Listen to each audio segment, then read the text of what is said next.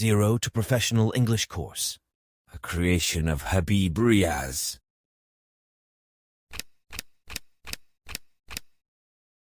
English text reading and understanding practice. Lesson number 10, Taro's Reward. For a better experience of the course, you should buy our book, Golden English, Intermediate Level 2, 0 to Professional English Guide, a golden gift for English learners. What is inside the book? This book is very beneficial for intermediate level students. It contains part of speech, auxiliary verbs or modals, some additional structure of English sentences, 20 stories for Urdu to English practice, direct and indirect, 20 lessons for English text reading and understanding, 35 lessons for English speaking practice, and many more things. I am sure that my book, Golden English, would be a perfect need for English learners, as this will serve as a complete guide to improve their English skills, starting from zero knowledge to advanced levels. Especially translation, English text understanding, and speaking skills, whether starting from zero knowledge to advanced levels. Error is human nature, so if you notice any mistakes in the book, please do not hesitate to inform me. I would be grateful for this act of kindness.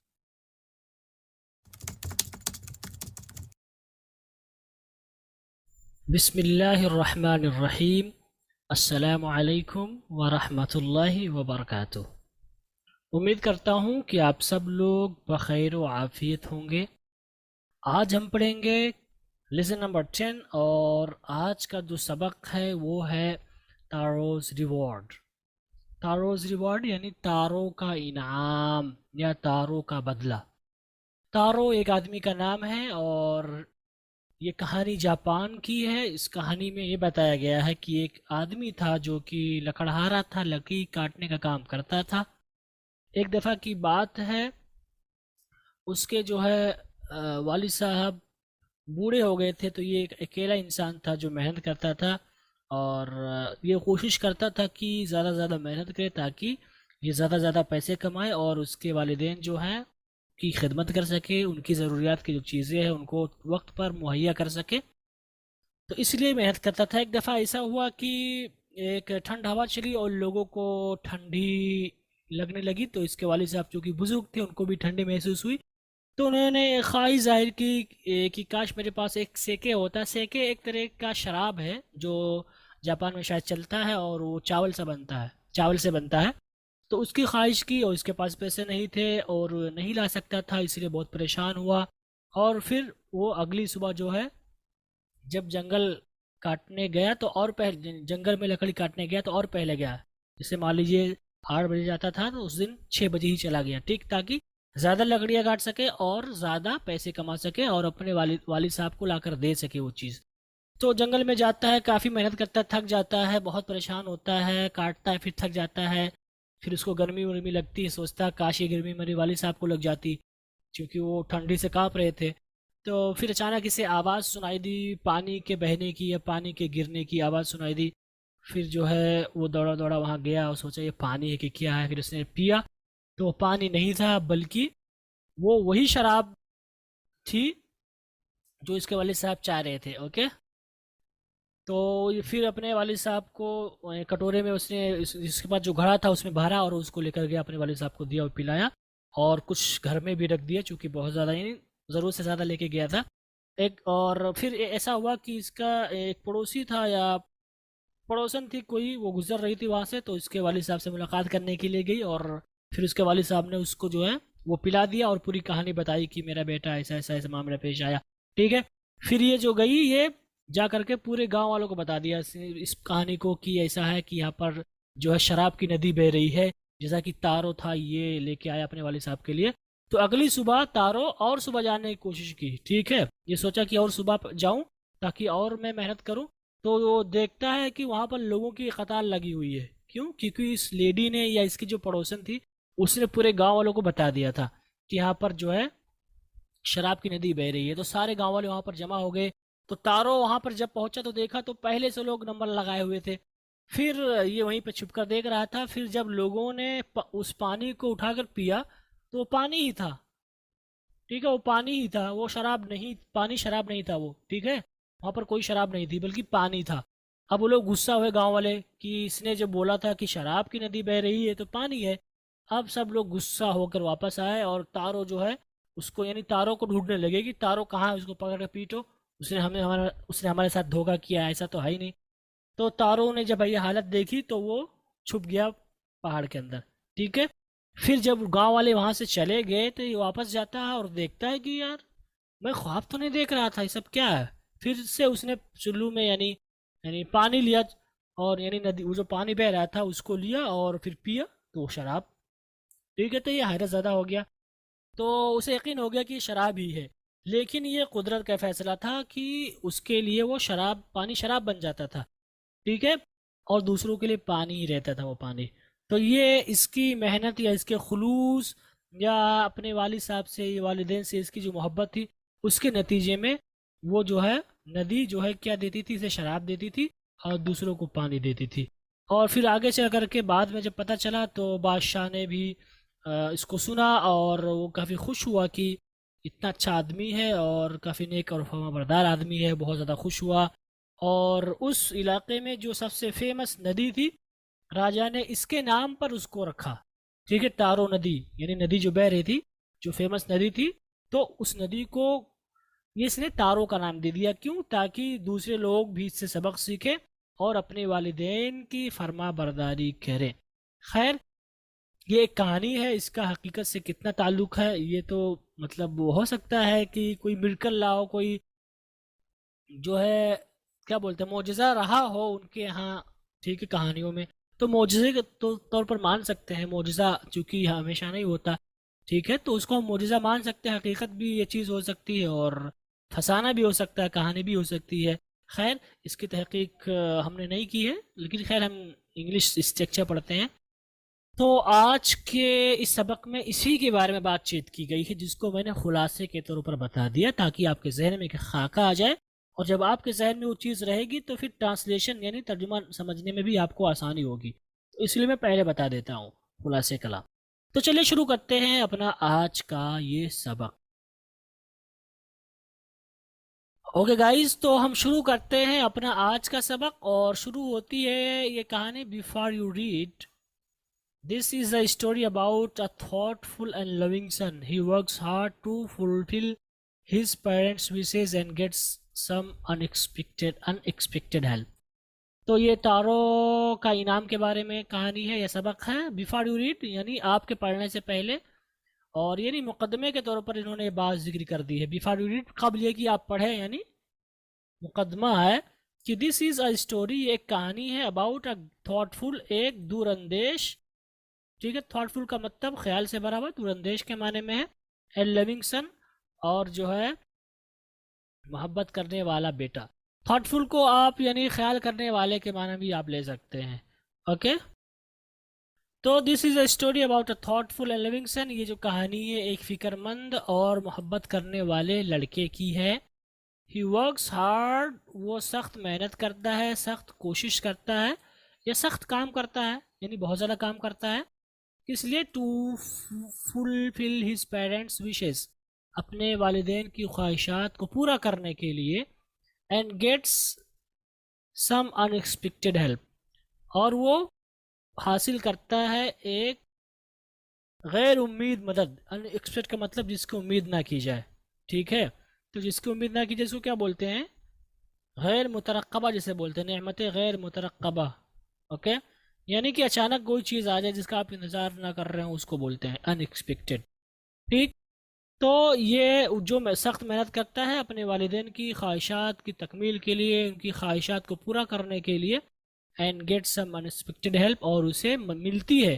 Gate का मतलब हासिल करना, लफ्ज़ी तर्जुमा होगा वो हासिल करता है कुछ गैर मुतवक्किअ या गैर मुतरक़िबा जो है मदद, यानी उसे मिल जाती है, इसे उसे मिलती है एक गैर उम्मीद, जिसकी उम्मीद नहीं कर रहा था वो मदद उसे मिलती है। ओके, तो ये कहानी इसी के बारे में है। कहानी शुरू होती है। A young woodcutter name taro lived with his mother and father on a lonely Hillside. All day long he chopped wood in the forest. Though he worked very hard, he earned very little money. This made him sad, for he was a thoughtful son and wanted to give his old parents everything they needed. Okay, तो यहाँ पर कहानी शुरू होती है, कहते हैं a young woodcutter, एक नौजवान लकड़हारा. वुडकटर का क्या मतलब होता है? लकड़हारा. नेम्ड तारो, जिसका नाम तारो था. ये नेम्ड नाम दिया गया तारो, तारो, ठीक है. a young woodcutter, एक नौजवान लकड़हारा, नेम्ड तारो, जिसका नाम तारो था. यहाँ पर नेम्ड का तर्जुमा करेंगे जिसका नाम था, ठीक है. नेम का मतलब नाम देना भी होता है, जिसे नाम दिया गया था तारो का, लेकिन इसको हम कह देंगे जिसका नाम तारो था. अब ये पूरा मिला करके आपका सब्जेक्ट बन रहा है. अब कहेंगे लिव्ड, वो रहता था, with his mother and father, अपनी वालिदा और अपने वालिद के साथ, या आप कह सकते हैं अपने वालिदैन के साथ. हिज मदर एंड फादर का तर्जुमा कर सकते हैं आप अपने वालिदैन के साथ. वालिदैन में फादर और मदर दोनों आ गए, ठीक. कहाँ रहता था? On a lonely hill side. Hill side का मतलब होता है पहाड़ी इलाका, यानी पहाड़ के नीचे जो इलाका होता है उसको बोलते हैं पहाड़ी इलाका. ऑन अ लोनली, लोनली का मतलब तन्हा, यानी अकेला जो हिस्सा होता है. Okay, so on a lonely hill side, एक जो है पहाड़ी इलाके में, तने तन्हा पहाड़ी इलाके में रहता था. अब हिल साइड का हो सकता है पहाड़ के ऊपर भी रहा हो और पहाड़ के किनारे किनारे जो आबादी होती है, क्योंकि कुछ घर पहाड़ पे भी होते हैं, ठीक है. तो एक नौजवान लकड़हारा जिसका नाम तारो था, वो अपने वालिदैन के साथ या अपनी माँ और अपने वालिद साहब के साथ एक तने तनहा अकेले पहाड़ी इलाके में रहता था. ऑल डे लॉन्ग, ऑल का मतलब तमाम, डे का मतलब दिन, लॉन्ग का मतलब लंबा. तो इसका जो पूरा माना होगा ऑल डे लॉन्ग, यानी पूरे दिन या दिन भर. ही चॉप्ड वुड, वो लकड़ियां काटता. वुड का मतलब होता जंगल, ओके, लेकिन लकड़ी के माने में लेंगे. इन द फॉरेस्ट, जंगल में. So he chopped wood in the forest, वो जंगल में लकड़ी या लकड़ियां काटता था या लकड़ी काटता था. ओके, पूरे दिन वो जंगल में लकड़ी काटता था. द गर्चे, ही वर्कड वेरी हार्ड, वो सख्त मेहनत करता था. आसान सा जुमला है. ही वर्कड वेरी हार्ड, वो सख्त मेहनत करता था. He earned very little money. तो यहाँ पर बट असल में है, ये कॉमा का तर्जुमा हम बट से करेंगे. But he earned very little money, क्योंकि उर्दू में बदल देंगे, लेकिन वो बहुत कम पैसे कमाता था. तो हमने कमाता था से भी कर दिया, अब कमाता भी कर सकते हैं. गर्चे वो दिन सख्त मेहनत करता लेकिन बहुत कम पैसे कमाता. अर्न का मतलब कमाना, और यहाँ पर कॉमा आ गया है, इसको हम बट में तर्जुमा करेंगे, क्योंकि अगर आप उर्दू में कहते हैं गर्चे वो सख्त मेहनत करता कम कमाता, तो ये थोड़ा सा मतलब खला पाया जा रहा है उर्दू में. तो इस खला को पूरा करने के लिए हम लेकिन का तर्जुमा करेंगे यहाँ पर, जिसको हम कॉमा के साथ कहते हैं, ठीक है. बट यहाँ पर असल में he earned very little money, लेकिन बहुत कम ही, वेरी लिटिल मतलब बहुत कम ही पैसे कमाता. दिस मेड हिम सैड, आसान सा जुमला है. दिस मेड हिम सैड, इसने मुझे उदास कर दिया. या आप कह सकते हैं ये चीज इसने उसे उदास बना दिया, या ये चीज उसे उदास कर देती. इसके हिसाब से करता कमाता, तो ये चीज उसे उदास कर देती. ये लफ्जी तर्जुमा उदास कर देती. This made him very sad, इसने उसे उदास कर दिया, या ये चीज उसे उदास कर देती. लेकिन इसका अच्छा तर्जुमा करेंगे, इससे वो उदास हो जाता. दिस मेड हिम सैड, इससे वो उदास हो जाता, या इससे वो उदास रहता. रहता से भी आप कर सकते हैं. ओके, फॉर का मतलब लिए भी होता है, लेकिन यहाँ पर इसका माना होगा क्योंकि. फॉर का माना क्योंकि भी होता है गाइस. फॉर क्योंकि. ही वॉज अ थॉटफुल सन, वो फिक्रमंद बेटा था. उदास क्यों होता था ये बता रहे आगे. क्योंकि वो फिक्रमंद बेटा था. And wanted to give his old parents, और वो चाहता था देना अपने बूढ़े वालिदैन को, बुजुर्ग वालिदैन को, एवरीथिंग, वो सारी चीजें. एवरीथिंग का मतलब होगा सारी चीजें, लेकिन मैंने यहाँ पर वो सारी चीजें कर दी. वो सारी चीजें, वो ने डेट के माने बढ़ा दिया. क्यों? क्योंकि ये दे नीडेड, ये सिफत है किसकी? एवरीथिंग की.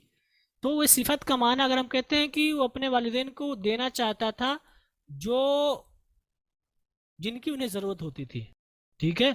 तो वो सारी चीजें देना चाहता था। दे नीडेड का मतलब होगा उन्हें जरूरत थी, लेकिन हम कहते हैं उन्हें जरूरत होती थी। ओके, तो फॉर क्योंकि ही वॉज अ थॉटफुल सन, वो फिक्रमंद लड़का था या बेटा था, and wanted to give his old parents, और अपने बुजुर्ग वालिदैन को देना चाहता था एवरीथिंग दे नीडेड, वो तमाम चीजें, हर वो चीज जिसकी उन्हें जरूरत थी। दे नीडेड, उनकी जिसकी उन्हें जरूरत थी। ओके, तो यहाँ पर ये इसका तर्जुमा हुआ। तो उम्मीद करता हूँ ये आपको समझ में आया होगा। आगे चलते हैं। आगे, one evening when Taro and his parents were sitting in a corner of their hut, a strong wind began to blow. It whistled through the cracks of the hut and everyone felt very cold. Suddenly Taro's father said, I wish I had a cup of sake. It would warm me and do my old heart good.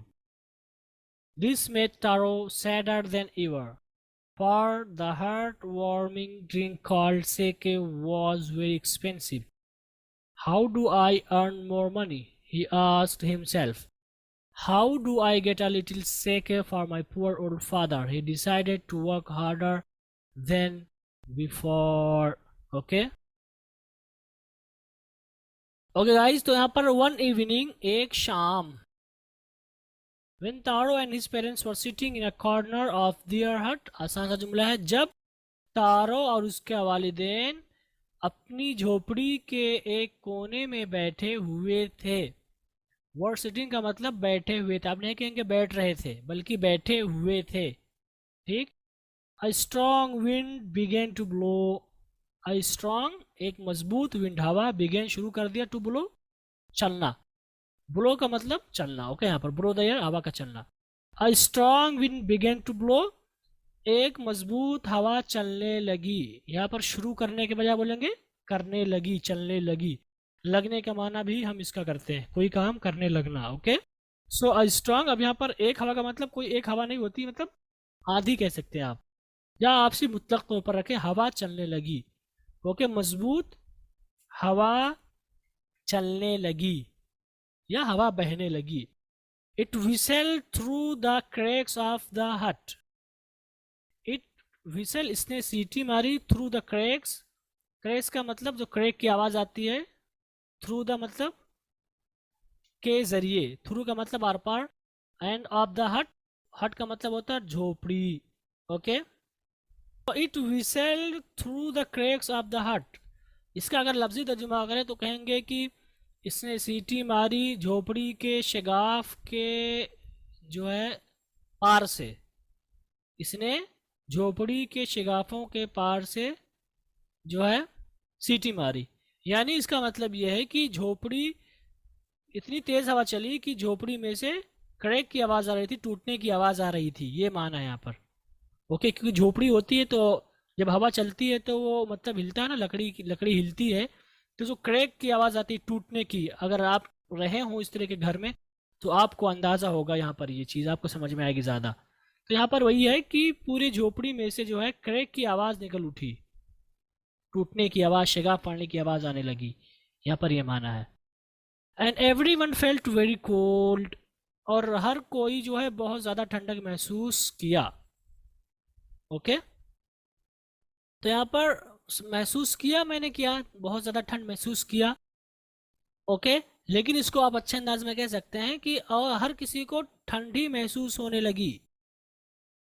हर किसी को, मैंने क्या कहा, हर किसी को ठंडक, बहुत ज्यादा ठंड महसूस होने लगी। ठीक है, यहां पर आप महसूस के बजाय कह सकते हैं हर किसी को ठंडी लगने लगी। फेल का तर्जुमा लगने से आप कर सकते हैं कि हर किसी को ठंड, बहुत ज्यादा ठंड लगने लगी। ओके, कहानी के एतबार करते हुए यहां पर हम इसको इस तरह भी कर सकते हैं। सडनली, अचानक, तारोस फादर सेड, तारो के वालिद साहब ने कहा, आई विश, काश। आई विश का मतलब होता है लफ्जी मैं ख्वाहिश करता हूं, लेकिन इस तरह के जुमले में हम कह सकते हैं काश। आई विश का तर्जुमा क्या करेंगे, काश। तो अगर आपको कहना हो काश तो आप आई विश का इस्तेमाल कर सकते हैं। I had a cup of सेके, मेरे पास शराब, सेके खास तरह का शराब होता है तो इसलिए मैंने शराब से तर्जुमा किया। मेरे काश कि मेरे पास शराब की एक प्याली होती या एक प्याली शराब होती।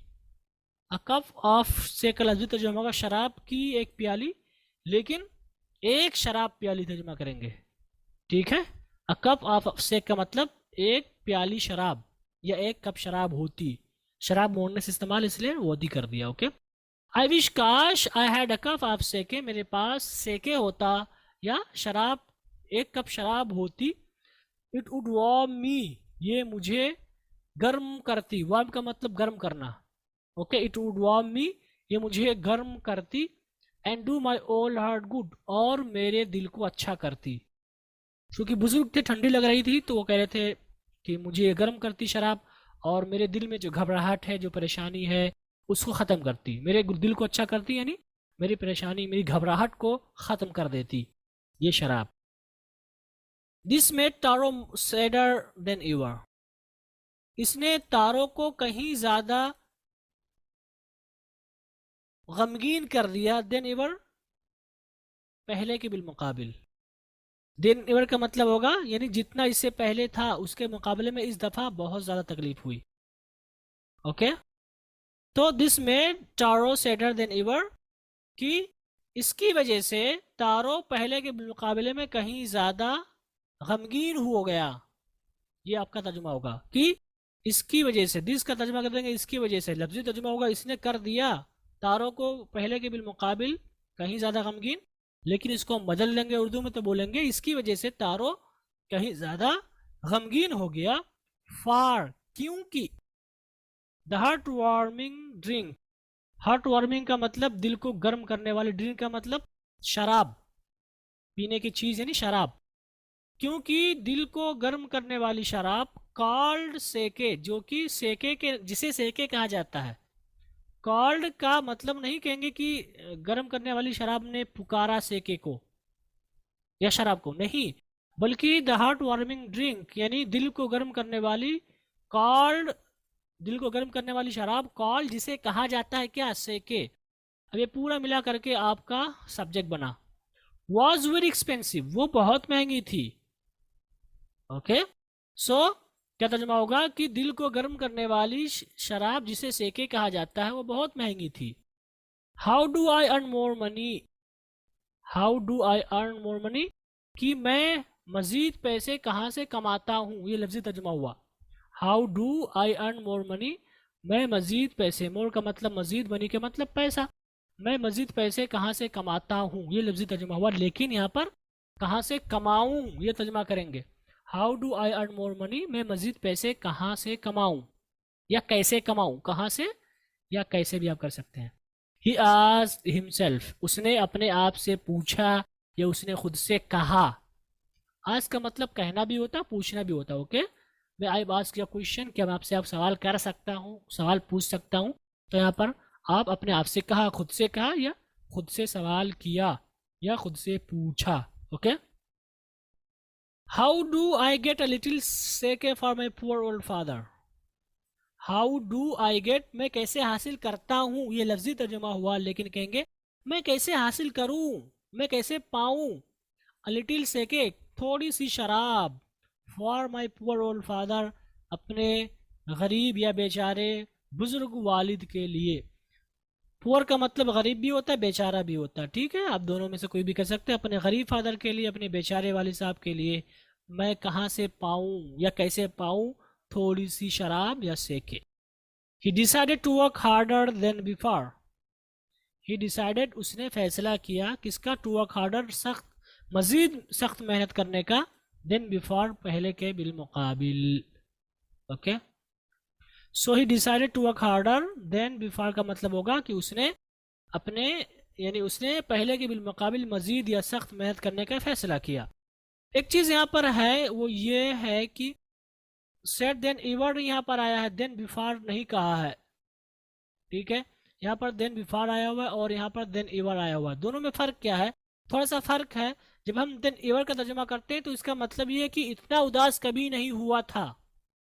देन एवर का मतलब यानी उसके साथ परेशानी तो थी, उदास तो रहता था, लेकिन अभी यानी कि इतना ज़्यादा उदास कभी नहीं हुआ था अपने माजी में। और यहाँ पर देन बिफोर का मतलब पहले के बिलमुकाबिल हो सकता है कि जो है उसने पहले भी मेहनत की थी, लेकिन उसके मुकाबले में और मेहनत करना चाह रहा था। ठीक है, यानी वो पहले भी मेहनत कर रहा था लेकिन उसके भी मुकाबले में और मेहनत करना चाह रहा था। यहाँ पर ये माना निकल कर आ रहा है। लेकिन यहाँ पर जो देन इवर आया हुआ, यानी अभी तक ये इतना उदास नहीं था। यानी सबसे ज्यादा उदास इसी वक्त हुआ जब उसके वालिद ने उनसे पूछा था कि काश ख्वाहिश जाहिर की थी उसके वालिद ने कि काश मेरे पास ये शराब होती। इसलिए यहाँ पर देन इवर का तर्जुमा किया है या देन इवर का इस्तेमाल किया है, और यहाँ पर देन बिफोर का किया है। ये फ़र्क है और इसको आप अपने जहन में रखें, बहुत उम्दा फ़र्क है, यानी बहुत बारीक बीनी है ये, जिसको आपके लिए जानना ज़रूरी है। ओके गाइज, तो ये पैराग्राफ था, उम्मीद करता हूँ कि आपके समझ में आया होगा। आगे चलते हैं और देखते हैं आगे क्या हुआ।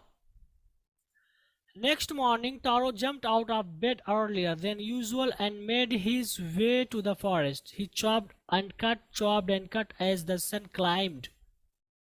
And soon he was so warm that he had to take off his jacket. His mouth was dry and his face was wet with sweat. My poor old father, he thought, if only he was as warm as I. And with that he began to chop even faster, thinking of the extra money he must earn to buy the sake to warm the old man's bones. Okay, आगे क्या हुआ कि next morning, अगली सुबह, Taro jumped out of the bed. Jumped out का मतलब होगा उछलकर खड़ा होना, आउट ऑफ द बेड का मतलब बिस्तर से। Jump out of the bed का अगर आप लफ्जी तर्जुमा करें तो बोलेंगे बिस्तर के बाहर कूदा, तारो बिस्तर के बाहर कूदा। लेकिन इसका यहाँ पर तर्जुमा करेंगे Taro jumped out of the bed, Taro नींद से उठ खड़ा हुआ, अर्लियर कहीं ज्यादा पहले, देन यूजुअल आदत के मुताबिक, यानी आदत के बिलमुकाबिल वो जो है बिस्तर से कहीं पहले उठ खड़ा हुआ। एंड मेड हिज वे, और उसने अपना रास्ता बनाया। मेक का मतलब होता है बनाना, हिज का मतलब अपना, वे का मतलब रास्ता, और उसने अपना रास्ता बनाया, ये लफ्जी तर्जुमा हुआ। लेकिन हम करेंगे उसने अपना रास्ता लिया। रास्ता बनाना भी ठीक है, लेकिन तर्जुमा करेंगे उसने अपना रास्ता लिया कहाँ पर? टू द फॉरेस्ट, जंगल की तरफ। ओके, या जंगल का रास्ता लिया, तरफ के बजाय जंगल का रास्ता भी आप कर सकते हैं। ही चॉप्ड एंड कट, उसने वो काटता रहा। चॉप्ड का मतलब काटना, कट का मतलब भी काटना होता है, ठीक है। ही चॉप्ड एंड कट, वो काटता रहा। चॉप्ड एंड कट, वो काटता रहा, यानी वो मुसलसल काटता रहा। दोनों को कर देंगे, जोड़ देंगे तो बोलेंगे वो मुसलसल काटता रहा। As the sun climbed, as का मतलब टिल, यहाँ पर होगा। एज का मतलब जैसे होता है, लेकिन यहाँ पर होगा टिल द सन क्लाइम्ड, यहाँ तक कि सूरज चढ़ गया, यानी सूरज गुरूब होने को हो गया। सूरज चढ़ने का मतलब, अब यहाँ पर गुरूब होना भी हो सकता है, या हो सकता है कि सूरज यानी कि दोपहर हो गई, ये भी माना हो सकता है। दोपहर तक काटा होगा, फिर उसको बेचता था शाम में, तो यहाँ पर दोनों माना हो सकता है, सूरज गुरूब होने को हो गया या दोपहर हो गई। लेकिन सही ये लग रहा है दोपहर हो गई, सूरज चढ़ गया यानी दोपहर हो गई, खड़ी दोपहर, ठीक है। एंड सून, और जल्दी, ही वाज सो वार्म, वो इतना गर्म हो गया। ही वाज सो वार्म, वो बहुत ज्यादा गर्म था। डेट की, he had to take off his jacket, उसे जो है अपना जैकेट उतारना पड़ा था। Okay, and soon he was so warm, और जल्दी वो बहुत ज्यादा गर्म हो गया था। डेट की, he had to take off his jacket, उसे अपना जैकेट उतारना पड़ा था। ये लफ्जी तर्जुमा हुआ। लेकिन अच्छा तर्जुमा क्या होगा? And soon he was so warm that, और वो जल्द ही इतना गर्म हो गया था कि, जल्द ही इतना गर्म हो गया था, बहुत ज्यादा के बजाय इतना गर्म हो गया था कि he had to take off his jacket, उसे अपनी जैकेट उतारनी पड़ी। हिज माउथ वॉज ड्राई, उसका मुंह सूखा था, ये लफ्जी तर्जुमा हुआ। लेकिन हम कहेंगे उसका मुंह सूख गया था। And his face was wet with sweat, यहाँ पर हम लोग इसको स्वीट पढ़ते हैं, बट ये स्वीट नहीं है बल्कि स्वेट है। और मैं भी इसको स्वीट ही पढ़ता था। मैंने एक बार कनाडा के अपने स्टूडेंट को पढ़ाया था, तो मैंने उसने बोला स्वेट, तो उसने मुझे बताया ये स्वेट नहीं बल्कि, तो मैंने कहा स्वीट, तो उसने कहा नहीं स्वीट नहीं बल्कि स्वेट है, ठीक है। तो आज से भी आप लोग इसको क्या पढ़ेंगे? स्वेट। स्वीट का मतलब होता है मीठा या मिठाई, यहाँ पर वो माना नहीं है। Okay, and his face was wet, और उसका चेहरा गीला था, विद स्वेट, पसीने से। ये आपका लफ्जी तर्जुमा हुआ, उसका चेहरा पसीने से भीगा था।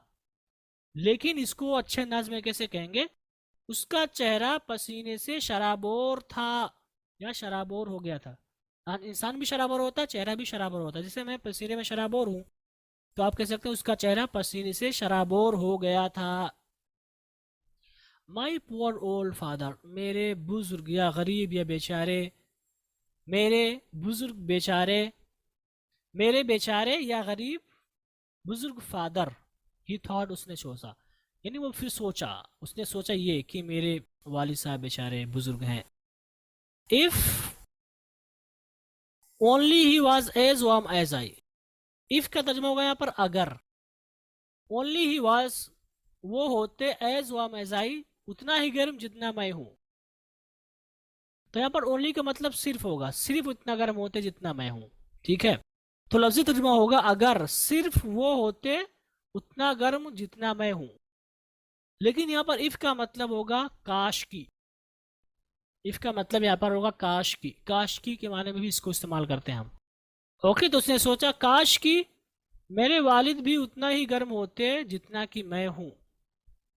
ठीक, एंड विद दैट, और इसके साथ, ही began to chop even faster, he began to chop, उसने काटना शुरू किया, या वो काटने लगा, इवन फास्टर, कहीं ज्यादा तेज। इवन का मतलब कहीं, फास्टर का मतलब ज्यादा तेज। ठीक है, ज्यादा तेज।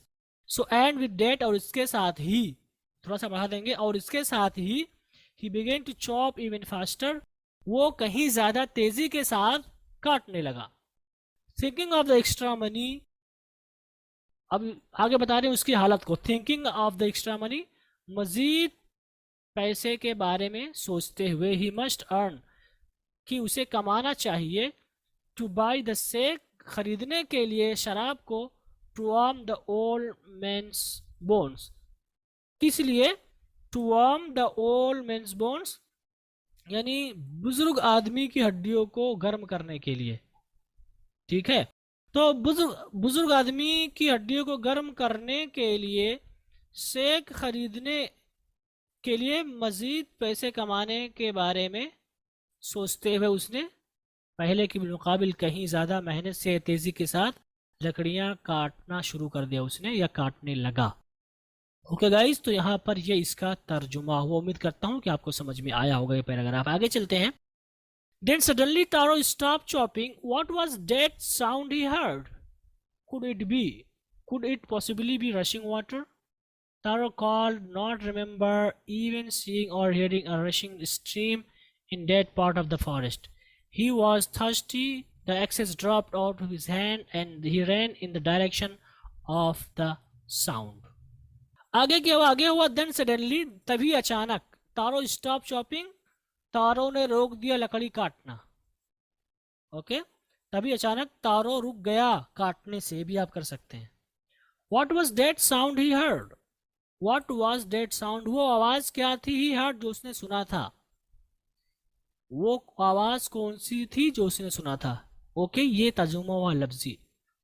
लेकिन इसको हम बेहतर अंदाज में कहेंगे, उसने कौन सी आवाज सुनी? What was that sound? वो कौन सी आवाज थी? heard, जो उसने सुनी, यानी उसने कौन सी आवाज सुनी? Could it be?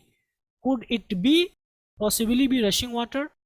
Could it be यहाँ पर लगता है ज्यादा इसने लिख दिया है, असल में could it possibly be rushing water?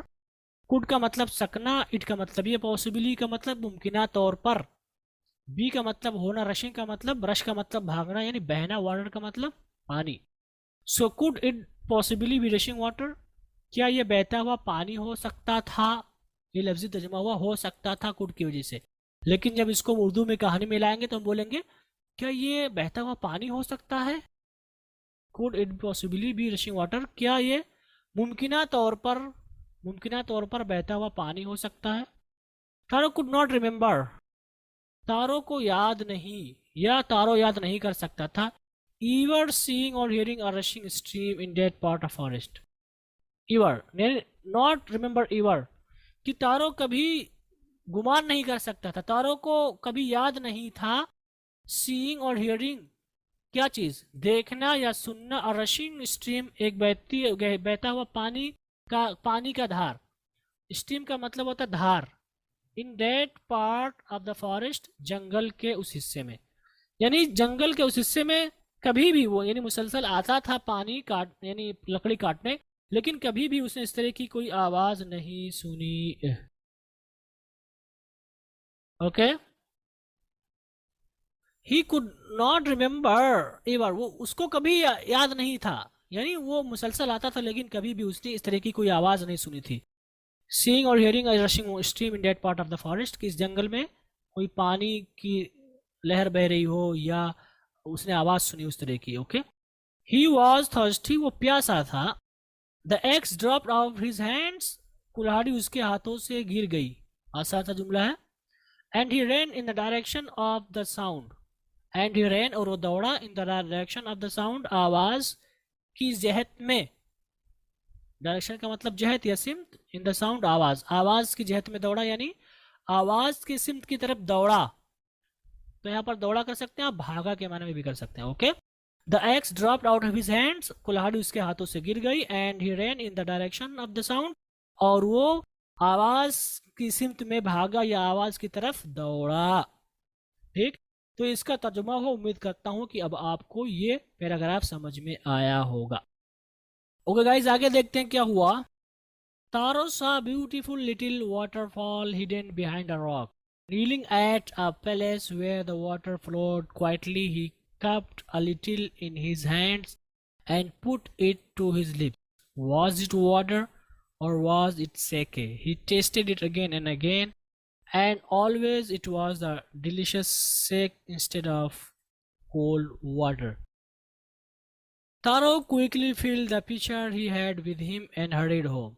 The old man was delighted with the sake. After only one swallow of the liquid, he stopped shivering and did a little dance in the middle of the floor. Okay, आगे की कहानी बताते हुए कहते हैं कि he saw a beautiful little waterfall, कि उसने एक छोटा सा खूबसूरत सा झरना देखा। Hidden behind a rock, जो कि छुपा हुआ था। रॉक का मतलब चट्टान के पीछे। रॉक का मतलब पत्थर भी होता है, चट्टान भी होता है। ओके, तो उसने चट्टान के पीछे छुपा हुआ या पोशीदा एक खूबसूरत छोटा सा झरना देखा। तो हमने यहाँ पर तर्जुमा किया, देखा आप कह सकते हैं, उसे दिखाई दिया ये भी कह सकते हैं। उसे जो है चट्टान के पीछे एक छुपा हुआ खूबसूरत सा छोटा सा झरना दिखाई दिया। Kneeling at a place where the water flowed quietly. Kneel का मतलब होता है झुकना, घुटने टेकना, या झुकने के माने में कह सकते हैं। एट अ प्लेस, उस जगह पर। तो नीलिंग एट अ प्लेस, उस जगह पर झुकते हुए या घुटना लगाते हुए या घुटना टेकते हुए। With the water flowed quietly, जहाँ पर पानी खामोशी के साथ बह रहा था। यहाँ पर फ्लोड आया हुआ है, जहाँ पर पानी बहा, ये लफ्जी तर्जुमा होगा, लेकिन हम इसको कहेंगे खामोशी के साथ बह रहा था। आईएनजी में चेंज कर देंगे क्योंकि कहानी ऐसी ही है। ठीक है, कॉन्टेक्स्ट यही मुतालबा करता है कि इसको हम इससे बदल दें। ठीक है, जहां पानी खामोशी के साथ बहा सही नहीं है, बह रहा था। Okay, he kept a little in his hands. Cup का मतलब प्याला होता है, यानी भरने के माने भी होता है। he kept a little in his hands, उसने जो है थोड़ा सा अपने हाथों में लिया। अब यहाँ पर कप का मतलब यानी उसने जो हम हाथ जोड़ते हैं पानी पीने के लिए तो वो कप टाइप बन जाता है ना, तो यहाँ पर वही सेंस दिया है, वही माना दिया है कि he cupped a little in his hand, यानी यहाँ उसने अपने हाथों में थोड़ा सा पानी लिया। अब यहाँ पर कप का तर्जुमा क्यों आया, टेक क्यों नहीं लिया? टेक मतलब ऐसे कोई चीज लेना, लेकिन जब आप हाथों को जोड़ लें, हाँ कप नुमा बना, जैसे आप पीते हैं पानी तो कप के टाइप बन जाता है ना, तो इसलिए यहाँ पर वही माना दिया कप, इसीलिए। ठीक है, तो इसका तर्जुमा हम बोलेंगे लेने के माने में। ठीक है, he kept a little in his hands, उसने अपने हाथों में, यहाँ पर hands इसलिए आया क्योंकि दोनों हाथ उसने लगाए थे। तो he kept a little in his hand, उसने जो है अपने हाथों में थोड़ा सा लिया। and put it to his lips, और उसे अपने होठों पर रखा। and put और रखा it इसे to his lips, अपने होठों तक। ये लफ्जी तर्जुमा हुआ, लेकिन कहेंगे और उसे अपने होठों से लगाया। and put it to his lips, और उसे अपने होठों से लगाया करेंगे इसका तर्जुमा। was it water, क्या ये पानी था? और वॉज इट सेके, या ये शराब था या शराब थी, sake. He tasted it again and again, इसने उसे बार बार चखा, आसान सा जुमला है। And always it was the delicious sake, और ये हमेशा क्या था, जायकेदार शराब थी। इंस्टेड ऑफ कोल्ड वाटर, ठंडा पानी के बजाय, यानी जब भी उसने पिया, ऑलवेज का मतलब यहाँ पर हमेशा, यानी जब जब उसने पिया, अगेन अगेन आया बार बार, तो यानी जब जब उसने पिया ये जो है शराब ही थी, ना कि पानी, ना कि ठंडा पानी। तो इंस्टेड ऑफ कोल्ड वाटर का तर्जुमा करेंगे, ठंडा पानी के बजाय ये जायकेदार शराब थी। तो आप कह सकते हैं कि ये जो है जब भी उसने चखा, इसने उसको बार बार चखा, और हमेशा जो क्या थी, ये जायकेदार शराब थी, ना कि ठंडा पानी। इंस्टेड ऑफ का तर्जुमा कर सकते हैं ना कि ठंडा पानी, ओके। और इंस्टेड ऑफ के बजाय आप कह सकते हैं ठंडे पानी के बजाय ये हमेशा शराब ही थी, okay. Taro quickly fill the pitcher, Taro ने जल्दी से भरा, पिचर का मतलब घड़े को। ही हैड विद हिम, अब यहाँ पर ही हैड विद हिम ये सिफत बयान कर रहा है किसकी, पिचर की। ही हैड विद हिम, उसने अपने साथ रखा था, यानी उस घड़े को भरा। तो यहाँ पर हम द का तर्जुमा उससे कर देंगे। Taro quickly fill the pitcher he had with him, कि तारो ने उस घड़े को भरा जो अपने साथ रखे हुए था।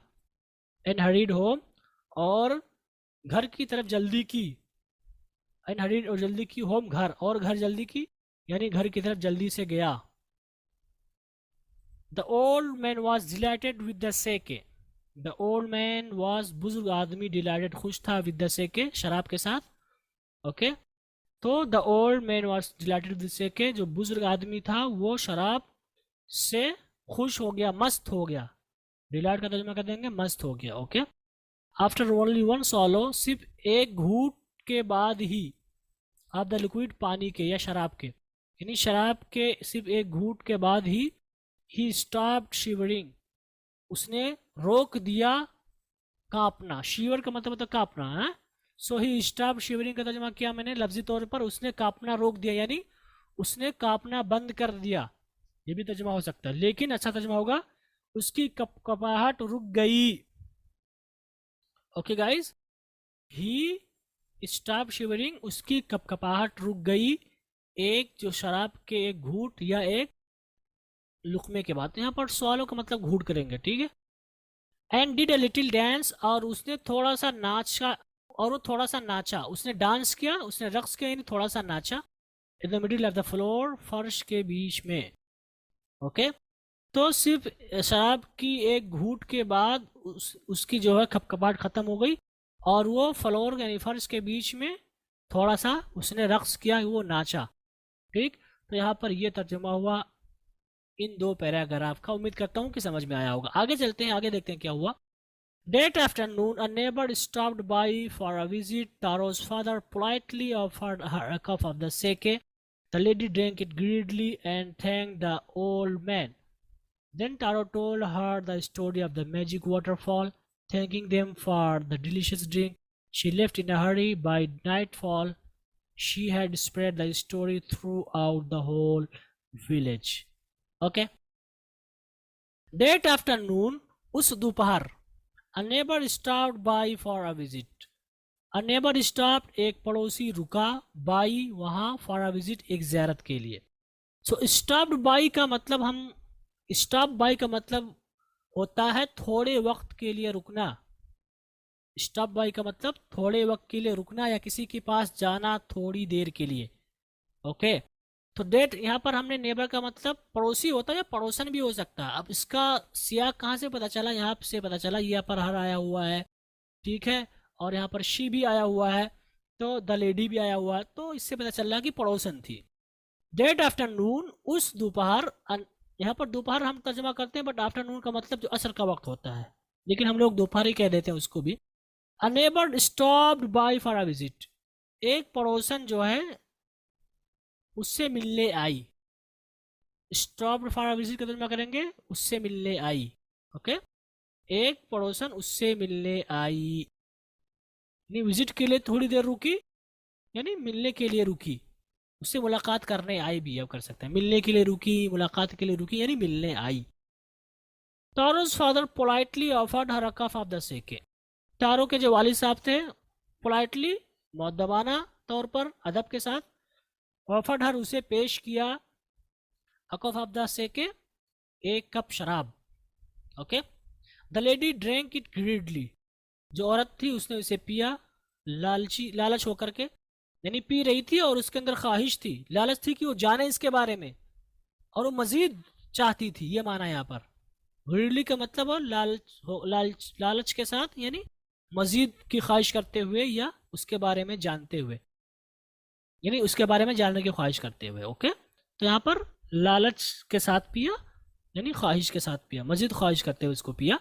And thank the old man, और उसने शुक्रिया अदा किया बुजुर्ग आदमी का। Then Taro told her the story of the magic waterfall, then फिर तारो ने उसे बताया कहानी को। कौन सी कहानी को? मैजिक वाटरफॉल, यानी कि जादू। मैजिक का मतलब जादुई, जादू भी होता है, वाटरफॉल का मतलब झरना, तो जादुई झरने की कहानी उससे तारो ने बता दी। ओके, देन फिर तारो टोल्ड हर द स्टोरी, तारो ने उसे बता दी कहानी। कौन सी कहानी? मैजिक वाटरफॉल, यानी जादुई झरने की कहानी उसने बता दी। Okay, thanking them for the delicious drink, thanking them उनका शुक्रिया अदा करते हुए, किस लिए? फॉर द डिलीशियस ड्रिंक, जायकेदार शराब के लिए। She left in hurry, she left उसने छोड़ दिया, इन हरी जल्दी से, जल्दी में। शी लेफ्ट इन हरी उसने जल्दी में छोड़ दिया, यानी वो जल्दी से चली गई। शी लेफ्ट इन हरी वो जल्दी से चली गई। By nightfall, nightfall का मतलब शाम तक, रात होने तक। She had spread the story, by nightfall का मतलब रात होने तक। She had spread the story, उसने कहानी फैला दी थी। थ्रू आउट मतलब मुकम्मल तौर पर, पूरे इलाके में। The whole village, throughout the whole village पूरे गांव में। Throughout the whole village का तर्जुमा होगा पूरे गांव में। Okay, so by nightfall she had spread the story throughout the whole village, कि रात होने तक उसने जो है इस कहानी को पूरे गांव में फैला दिया। ओके, तो यहाँ पर ये तर्जुमा हुआ इस पैराग्राफ। उम्मीद करता हूँ कि ये भी पैराग्राफ आपके समझ में आया होगा। ओके गाइज, आगे चलते हैं, देखते हैं क्या हुआ। आगे हुआ कि that evening there was a long procession of visitors to the woodcutter's house. Each man heard the story of the waterfall and took a sip of the sake. In less than an hour the pitcher was empty.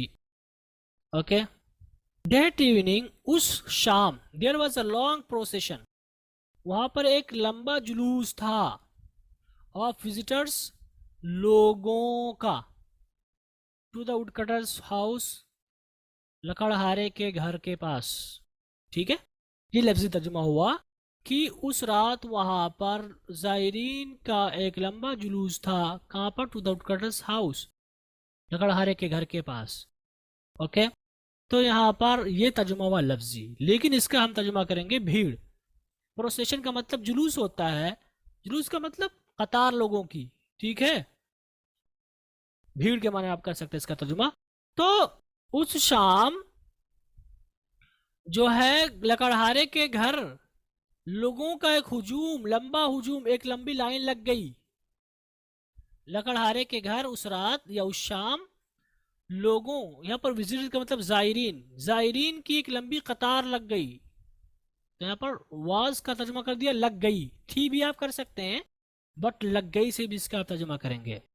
Each man heard the story of the waterfall, आसान जुमला है कि हर एक ने, हर आदमी ने जो है झरने की कहानी को सुना। And took a sip of the sake, और शराब की एक चुस्की ली, यानी एक एक घूंट पिया।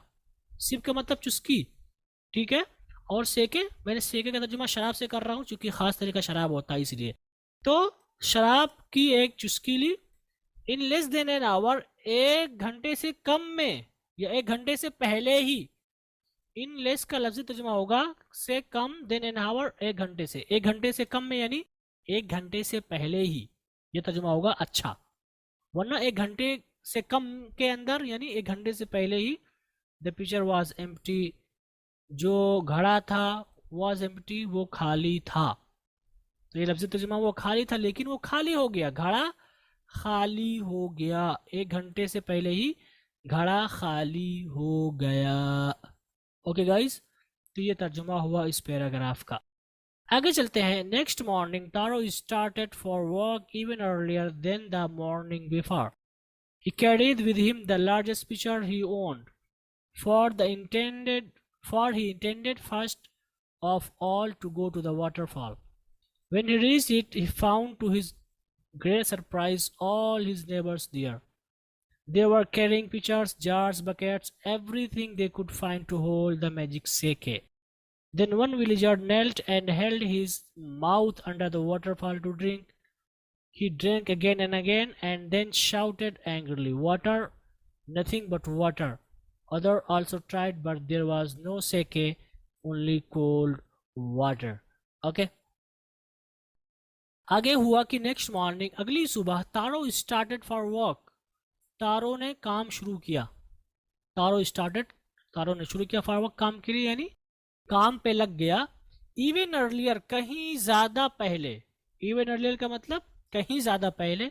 देन द मॉर्निंग बिफोर, पहले सुबह के बिलमुकाबिल, यानी पहली सुबह जो वो गया था उसके बिलमुकाबिल वो कहीं ज्यादा पहले काम पर लग गया. काम पर लगने का मतलब काम की तैयारी करना. Okay. So Taro started for work, Taro ने शुरू कर दिया काम के लिए, या काम पे लग गया, या काम की तैयारी शुरू कर दी. Even earlier than the morning before, पहली यानी पहले जो सुबह हुई थी उसकी, पहले जो सुबह हुई थी उसके बिलमुकाबिल कहीं पहले. He carried with him the largest pitcher. He carried, वो लादा या वो लेकर गया, विद हिम अपने साथ, द लार्जेस्ट पिचर, सबसे बड़ा वाला घड़ा. ही ऑन्ड, ऑन का मतलब होता मालिक होना. ही ऑन का लफ्ज़ी तर्जुमा होगा वो मालिक था.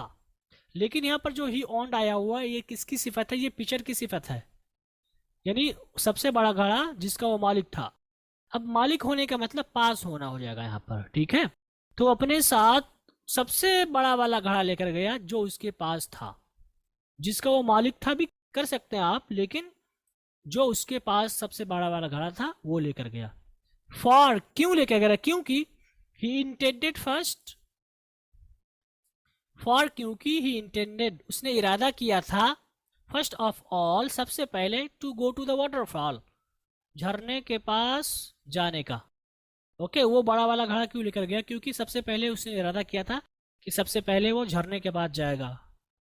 When he reached it, जब वो उसके पास पहुंचा, या जब वो वहां पहुंचा, आप वहां कर सकते हैं जब वो वहां पहुंचा या उसके पास पहुंचा. He found to his great surprise, असल में he found all his neighbors there to his great surprise. Okay. So he found, उसने पाया, to his great surprise, उसके ताज्जुब के लिए, उसकी हैरत के लिए, all his neighbors, अपने तमाम पड़ोसियों को दियर वहां. ओके. लेकिन इसका अच्छा तर्जुमा होगा, सबसे पहले हम टू हिज ग्रेट सरप्राइज ये तर्जुमा करेंगे. तो टू हिज ग्रेट सरप्राइज का तर्जुमा हम करेंगे कि उसके लिए हैरानी की बात ये थी कि, या उसके लिए बड़ी हैरानी की बात ये थी कि he found all his neighbours there, कि उसने जो है वहां अपने तमाम पड़ोसियों को पाया. They were carrying pitchers, jars and buckets. They were carrying, वो लादे हुए थे. यहाँ पर हुए थे से इसका तर्जुमा करेंगे, वो लादे हुए थे क्या? पिचर्स, घड़ा यानी घड़े, जार्स का मतलब जिसे हम जग कहते हैं या मग कहते हैं, बकेट्स, बाल्टियां. एनीथिंग दे कुड फाइंड, यानी कुछ भी, दे कुड फाइंड, जिसे वो पा सकते थे, टू होल्ड, पाने के लिए, द मैजिक सेक, यानी पकड़ने के लिए, यानी भरने के लिए, द मैजिक सेक, जादुई शराब. Okay. So they were carrying pitcher, jars, bucket, anything they could find to hold the magic sake, कि वो घड़ा, मग, बाल्टिया, जो कुछ भी वो पा सकते थे वो लेकर आए हुए थे ताकि वो जादुई शराब को पा सकें या भर सकें. होल्ड का मतलब पकड़ना होता है, यानी भर सकें. देन अनदर विलेज नेल्ट, फिर एक जो है गांव वाला वो झुका, and held his mouth under the waterfall, और उसने अपना मुंह झरने यानी जहां से पानी गिर रहा था वहां उसके नीचे किया. होल्ड का मतलब होता है पकड़ना असल में, लेकिन यहाँ पर जो है करने के माने में कर दिया. ओके. चूंकि वो उसने हाथ भी लगाया होगा, अपना मुंह वहां ले जाके गया होगा, वहां पे अपना मुंह ठहराया होगा, तो इसलिए वहां पर हेल्ड आया है. ठीक है. And he held his mouth under the waterfall, और उसने जो है अपना मुंह झरने के नीचे किया, टू ड्रिंक, पीने के लिए. ही ड्रिंक अगेन एंड अगेन, उसने बार बार पिया, आसान सा जुमला है। एंड देन शाउटेड, और चिल्लाया, एंग्री, गुस्सा होकर या गुस्से की हालत में चिल्लाया। वाटर, पानी, नथिंग बट वाटर, कुछ नहीं सिर्फ पानी। ये लफ्ज़ी तर्जुमा हुआ पानी, नथिंग बट वाटर, कुछ नहीं लेकिन पानी, यानी ये तो सिर्फ पानी है। हाँ, ठीक है। ही शाउटेड एंग्रली, गुस्से से वो चिल्लाया, ये तो सिर्फ पानी है। यहाँ पर इसका तर्जुमा करेंगे, ये तो सिर्फ पानी है। अदर आल्सो ट्राइड, दूसरे लोगों ने भी कोशिश की या ट्राई किया। बट देयर वाज नो सेके, लेकिन कोई शराब ना थी। ओनली कोल्ड वाटर, बल्कि ठंडा पानी था, सिर्फ ठंडा पानी, यानी सिर्फ ठंडा पानी था। ओके, तो ये तर्जुमा है इस पैराग्राफ का। उम्मीद करता हूँ कि अब आपको ये पैराग्राफ समझ में आया होगा। आगे देखते हैं क्या हुआ। आगे हुआ, we have been tricked, shouted the villagers, where is Taro, let us drown him in this waterfall. But Taro had been wise enough to slip behind a rock when he saw how things were going. He was nowhere to be found. Okay, we have been tricked. हमें जो है धोखा दिया गया है। Trick का मतलब चाल चलना, और ये जो सेंटेंस है ये आपका जो है पैसिव वॉइस है परफेक्ट में। वी हैव बीन ट्रिक्ड, हमारे साथ धोखा किया गया है, हमारे साथ चाल चला गया है। शाउटेड द विलेजर्स, गांव वाले चीखे, यानी गांव वालों ने चिल्लाकर कहा, भी आप कह सकते हैं। गांव वालों ने चिल्लाकर कहा कि हमारे साथ धोखा हुआ है, हमारे साथ धोखा किया गया है, हमारे साथ चाल चली गई है। वेयर इज तारो, तारो कहाँ है? Let us drawn him in this waterfall, in this waterfall. Let us, चलो, ड्रॉन हिम, उसे डिबो दें, इन दिस वाटरफॉल, इस झरने में। ओके, तारो कहाँ है? तारो कहाँ? चलो उसे इस झरने में डिबो देते हैं, डुबा देते हैं। Okay, but Taro had been wise enough, लेकिन तारो बहुत ज्यादा या काफी ज्यादा अक्लमंद था। हैड बीन का मतलब था। टू स्लिप, खिसकने के लिए, बिहाइंड अ रॉक, एक चट्टान के पीछे।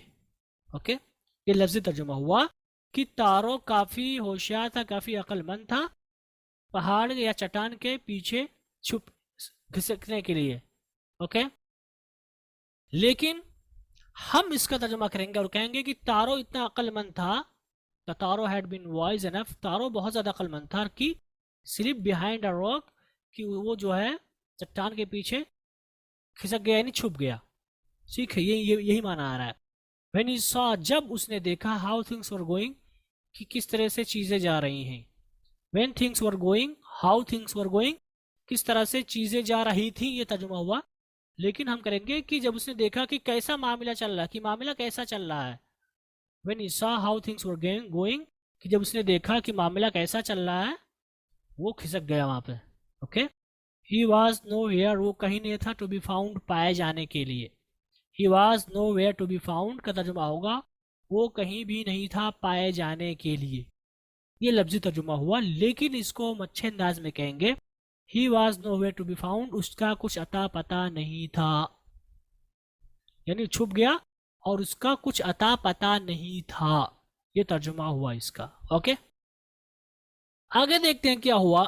Muttering their anger and disappointment, the villagers left the place one by one. Taro came out from his hiding place. Was it true? He wondered. Was the sake a dream? Once more he caught a little liquid in his hand and put it to his lips. It was the same fine sake to the thoughtful son the magic waterfall gave. The delicious sake to everyone else, it gave only cold water. Okay, तो इसका तर्जुमा करते हुए हम कहेंगे कि muttering their anger and disappointment. mutter का मतलब होता है बड़बड़ाना, मन में कुछ कहना। Okay, so muttering their anger, अपने गुस्से को बड़बड़ाते हुए, and disappointment, और अपने मायूसी को बड़बड़ाते हुए। ये आपका लफ्जी तर्जुमा हुआ कि अपने गुस्से को और अपनी मायूसी को, अपनी उदासी को बड़बड़ाते हुए। ये लफ्जी तर्जुमा हो, लेकिन कहेंगे कि गुस्से और मायूसी के आलम में बड़बड़ाते हुए, गुस्से और मायूसी के साथ बड़बड़ाते हुए, या गुस्से और मायूसी के आलम में बड़बड़ाते हुए। The villagers left the place, गांव वालों ने जगह छोड़ दी, यानी गांव वाले जगह से चले गए। तो यहाँ पर उस जगह से कर देंगे, द का मतलब उस हो जाएगा। ओके, गांव वालों ने वो जगह छोड़ दी, यानी उस जगह से चले गए। गांव वाले उस जगह से चले गए, वन बाय वन, एक एक करके। ओके, सो गांव वाले एक एक करके उस जगह से चले गए। Taro came out from his hiding place. आसान सा जुमला है, तारो हाइडिंग प्लेस छुपने की जगह से, अपनी छुपने की जगह से बाहर आया। वॉज इट ट्रू, क्या ये सच था? ही वंडर्ड। वंडर्ड का मतलब होगा, वंडर का मतलब होता है बगैर मकसद के जो है फिरना उधर उधर, लेकिन यहाँ पर होगा हैरत। ठीक है, हैरत में पड़ना। ओके, वंडर का मतलब होता है हैरत में पड़ना। ओके, सो ही वंडर का मतलब वो हैरत में पड़ गया, उसने ताज्जुब किया, यानी वो हैरत में पड़ गया। वॉज इट ट्रू, क्या ये सही था? ही वंडर, वो हैरत में पड़ गया। वॉज द सेक्रेड ड्रीम, क्या जो शराब थी वो एक ख्वाब था? वंस मोर, एक बार फिर। वंस मोर का मतलब एक बार और। वंस मोर, एक बार और या फिर। He caught the a little liquid, उसने लिया। कैच का मतलब पकड़ना होता है, कॉट सेकंड फॉर्म है। ही कॉट अ लिटिल लिक्विड, उसने थोड़ा सा पानी लिया, यानी थोड़ी सी शराब ली। पकड़ने का मतलब लिया। ओके, इन हिज हैंड, अपने हाथ में। And put it to his lips, और उसे अपने होठों से लगाया। It was the same fine sake, ये तो वही अच्छी सी शराब थी। इट वॉज, ये थी, द फाइन, सेम, वही, फाइन, अच्छा या अच्छी सेक है मतलब शराब। It was the fine, same fine sake है, ये वही अच्छी वाली शराब थी। टू द थॉटफुल सन, फिक्र एक यानी फिक्रमंद बच्चे के लिए। The magic waterfall gave a delicious सेके, मैजिक वाटरफॉल, जादुई झरने ने दिया जो है एक जायकेदार शराब। टू एवरीवन एल्स, और तमाम दूसरे लोगों को। It give only cold water, इसने सिर्फ पानी दिया। ओके, तो यहाँ पर ये लफ्ज़ तर्जुमा हुआ पानी दिया। लेकिन आप इसको कह सकते हैं कि अक्लमंद या फिक्रमंद लड़के को ये जो जादुई झरना था, ये शराब, जायकेदार शराब देता था। एंड टू एवरीवन एल्स, और दूसरे लोगों को। एवरीवन का मतलब हर कोई, एल्स का मतलब भी। टू एवरीवन एल्स का मतलब दूसरे लोगों को, यानी हर किसी दूसरे को ये देते थे। ये झरना देता था क्या? कोल्ड वाटर, ठंडा पानी। ओके, तो ये तर्जुमा हुआ आपका इस पैराग्राफ का। उम्मीद करता हूं कि समझ में आया होगा। आगे चलते हैं। The story of Taro and his magic waterfall reach the emperor of Japan. He sent for the young woodcutter and rewarded him with 20 pieces of gold for having been so good and kind. Then he named the most beautiful fountain in the city after Taro. This, said the emperor, was to encourage all children to honor and obey their parents. Okay.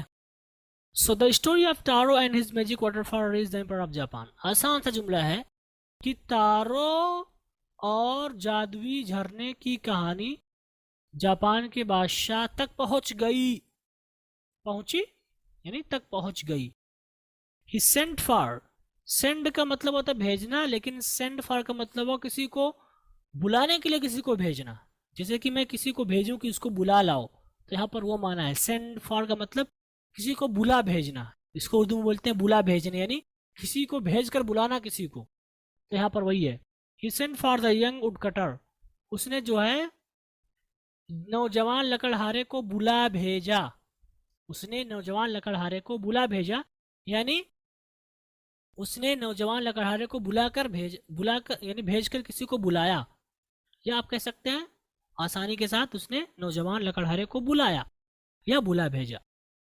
And rewarded him, और उसे नवाजा।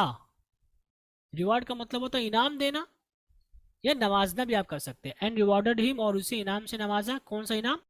With 20 pieces of gold. Okay, सोने के 20 टुकड़ों से। लेकिन piece का मतलब होगा कॉइन्स। उस जमाने में जो कॉइन्स चलते होंगे, टुकड़ा भी रहा होगा, लेकिन इसको हम कॉइन से कर देते हैं। ओके, क्योंकि उस जमाने में कॉइन्स ही चलते थे, मतलब अशरफी जिसे बोलते हैं, वही माना यहाँ पर। लेकिन आप तर्जुमा इससे टुकड़े से भी कर सकते हैं और जो है सिक्के से भी कर सकते हैं। Okay, and rewarded him with 20 pieces of gold, और उसे नवाजा या उसे इनाम के तौर पर दिया। क्या? सोने के 20 टुकड़े या 20 सिक्के। तो यहाँ नवाजना भी आप कर सकते हैं, इनाम के तौर पर देना भी कर सकते हैं, या इनाम दिया भी कर सकते हैं। ओके, और उसे इनाम के तौर पर 20 सिक्के दिए सोने के, या उसे जो है 20 सोने के सिक्कों से नवाजा। क्यों? For having been so good and kind. क्यों नवाजा?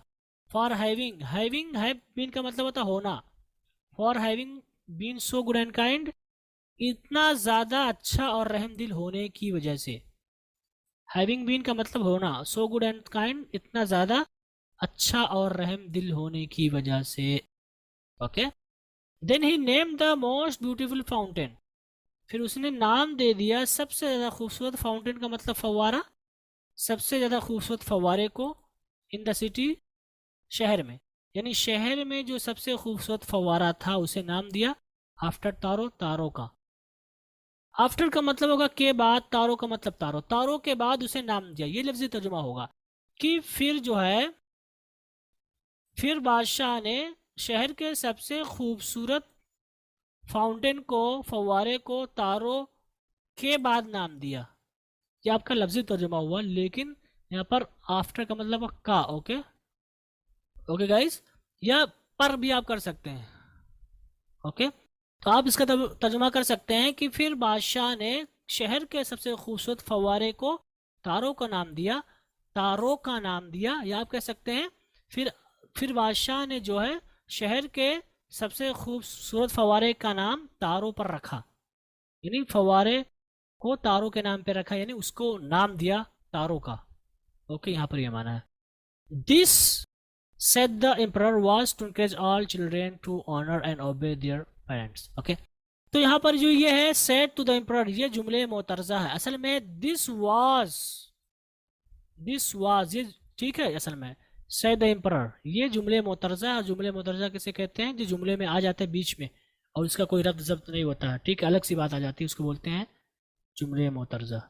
ओके, सो दिस, ये, अब ये बात राजा ने कहा, असल में दिस वाज, ये था, अब ये पूरी बात है, लेकिन चूंकि बीच में आ गया तो इसलिए हम कहेंगे कि दिस, ये सेड द राजा, एम्परर ने कहा, तो इसको हम पहले कह देंगे सेड द एम्परर, एम्परर राजा ने कहा कि दिस वाज टू इनकरेज, कि ये था हौसला देने के लिए, ऑल चिल्ड्रेन, तमाम बच्चों को, किस लिए?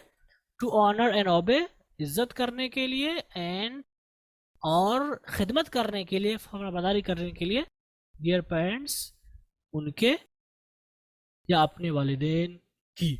ओके, तो दिस, राजा ने कहा दिस वाज, ये किया गया, ये था, लफ्जी तर्जुमा हुआ ये था, लेकिन अच्छे अंदाज में कहेंगे ये किया गया या इसको अंजाम दिया गया, यानी जो नाम दिया गया है ये इसलिए दिया गया है। तो आप इसको कह सकते हैं राजा ने कहा कि इसको अंजाम दिया गया है या इसको किया गया है तमाम बच्चों को उकसाने के लिए, तमाम बच्चों को तरगीब देने के लिए, उनके या अपने वालिदैन की इताअत और फरमाबरदारी और उनकी इज्जत करने की तरगीब देने के लिए ऐसा किया गया है।